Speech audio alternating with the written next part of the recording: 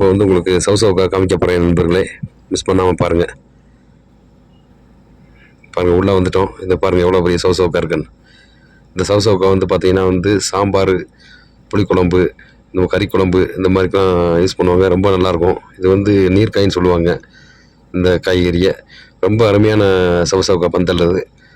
வாங்கி நீங்கள் மார்க்கெட்லேயே கிடைக்கும், காய்கறி கடையிலேயே வாங்கி பயன்பெறுங்க நண்பர்களே. நம்ம வந்து பார்த்திங்கன்னா இப்போ விவசாயிகளோட சேர்ந்தே இவ்வளோ சவுசவுக்கா நம்ம எடுத்து வச்சுருக்கோம். இதை ஃபுல்லாக நீ பேக் பண்ணி நம்ம ரோட்டுக்கு கொண்டு போகணும் நண்பர்களே. பாருங்கள், அந்த வீடியோ மிஸ் பண்ணாமல் பாருங்கள். இதை அப்படியே நம்ம கொண்டு போய் இதையும் பார்த்திங்கன்னா வந்து நல்லா பழுக்க போடணும். இந்த சோகையெல்லாம் அதெல்லாம் போட்டு நெருப்பு போட்டு வைப்பாங்க, பற்றி கொளுத்தி வைப்பாங்க சில பேர். ஆனால் வந்து ஒவ்வொருத்தருக்கும் ஒவ்வொரு மெத்தேடு.